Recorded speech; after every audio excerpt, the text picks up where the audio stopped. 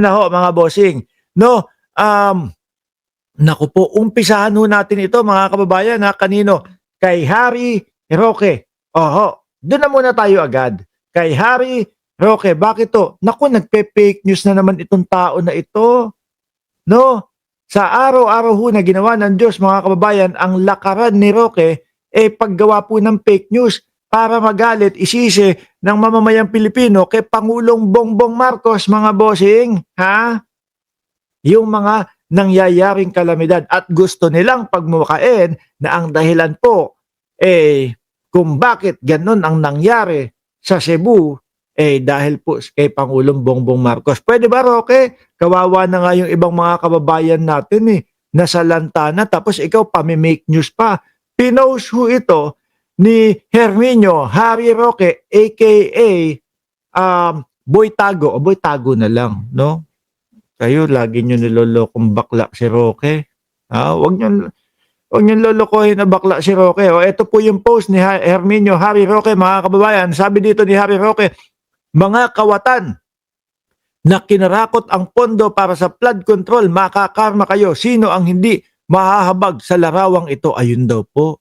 Miski naman ho ako mga kababayan, syempre, nakakaawa naman po talaga mga boss chipamo sir. Dalawang panigurado ko mag-asawa o pwedeng magkapatid din. Di po ba? Yung nakikita natin na sinusubukan makaligtas po doon sa nangyayaring pagbaha sa kanilang lugar. Kaya lang ho mga kababayan, ang tanong, no? Ang tanong, ito po ba ay nangyari sa Davao? Janelle Van der Hearst. Ito po kaya ay totoong mga kapwa natin Pilipino? Ay nako mga bossing. Nung nakita po, nangyari ito, Oktubre 16, ano ho mga kababayan? Oktubre 16, 2025, alas 7:27 ng gabi, ibinalita saan? Ayan, Mexico. Sa Mexico lang daw po. Sa Mexico daw po, mga kababayan. Ayan oh. Oh. 'Di ba? Sa Mexico, mga bossing. Ngayon po, mga bossing, dahil yung bakla, hindi si Roque. Dahil po si Roque nagpapakalat ng kung ano-anong mga balita na wala namang katotohanan, na hindi naman po talaga sa Pilipinas, although nakakaawa po talaga ha, mga bossing, nakakaawa po sila. Pero ginagamit nila yung larawan, litrato na yan para lang po pagmukain na masamang tao ang ating presidente, nakapabayaan po ng ating presidente yung nangyayari ngayon po sa Cebu. Ngayon, dahil po nagpakalat ng ka-fake newsan, ito pong si Harry Roque, nasabi ni Boss Mike Cervera, bakla daw, kinalaban po, nagalit din po yung kapwa bakla, mga bossing. O eto, ayan pinost pa, tinag pa. Sino po? Ay wala pong iba kundi yung pinakamatapang na bakla, no? Bakla versus bakla. Kap Ninyo, shoutout sa iyo, no? Sabi ni Kap Ninyo, kung ako dito sa dalawa na to, kay Kap Ninyo ako, si Kap Ninyo umaamin, yung isa todo tago pa di ba? Mga bossing. Todo tago pa doon sa kanyang pogo sa pogi. Ngayon, Nino R. Barsaga officials, itong si bakla, babasahin ko ba yan?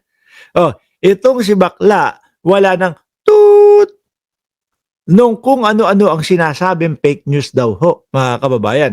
Itong si Harry Roque, marami ng beses nabutata sa kanyang mga fake news, lalo na yung fake Pulveron video. Ay no? Katarantaduhan ni Harry Roque, naglabas ng peking video na pinagmumuka na si Pangulong Bongbong Marcos. Yung sumisinghot ng ipinagbabawal na gamot daw ho. No? Kung ano ang tawag nila, white powdery substance daw ho, mga kababayan. Ultimo ho yung grade 2, grade 3, hindi maniwala po doon sa pinakalat nilang dalawa ni Maharlika na si Pangulong Bongbong Marcos ay sumisinghot ng ipinagbabawal na gamot basahin natin. Itong si bakla, wala nang toot. Now, kung ano-ano ang sinasabing fake news daw po, no? Itong si Harry Roque, marami ng beses nabutata sa kanyang fake news, lalo na yung fake pulburon video daw ni PBBM na inilabas nila ni Pakan... Sandali, sandali. Grabe naman mag-post. Sabi ko, galit si Kap Ninyo kasi naka all caps lock. Tapos pag binasa mo pala yung mismong ano niya dito, mismong mensahe niya grabe. Na inilabas nila ni Maharlika sa Canada at Los Angeles pero patuloy pa rin ang gawain niyang pagiging fake news peddler. Harry Roque, pakisabi sa mga Mexican officials na ibalik yung sinasabi mong kinarakot na pondo sa flood control. Grabe ho, ano? Kasi kung ano-ano yung mga pinapalabas nila, alam niyo po kasi, ang tanging pinangahawakan na lang po ni Herminio Harry Roque, mga kababayan, upang sa ganon, makalaya doon sa kanyang sitwasyon. Pinangahawakan niya lang, mapatanggal nila, mapaalis nila, mapababa nila sa pwesto si Presidente Bongbong Marcos, mga bossing. Yan na lang ho. Miski po ang Vice Presidente, mga kababayan, yan na lang po ang tanging pag-asa niya upang sa ganon, huwag kaharapin yung mga impeachment, huwag kaharapin yung mga issue sa mga confidential funds. Yan na lang ho, mga kababayan. Kaya po etong mga DDS, etong mga alagad nila, yung mga bubwit nila, na yung makikita nyo dyan, yung mga classy daw po, sabi, yung mga classy na palabas ni Badoy, sabi nung Ali, di ba? Na comment ng comment na kung ano-ano naman po yung kino-comment. Ang sinasabi, mga kababayan, kaya nagpapakawala ng mga ganyan upang mapababa si Pangulong Bongbong Marcos. Sorry kayo, mga boss. Mukhang mahihirapan talaga Unang-una, wala na kayong mapapaniwala doon sa inyong mga naratibo. Pangalawa, halata na yung mga pagiging fake news ninyo at kung ano-anong mga nilalabas nyo. Pangatlo, nakikita ng mamamayang Pilipino na talagang nagtatrabaho at hindi pinapabayaan ni Pangulong Bongbong Marcos yung mga kapwa natin Pilipino. Kaya, ayan, sabi ni Shiro Kansaki, tuloy ang panunupa ng fake news ng humbakla.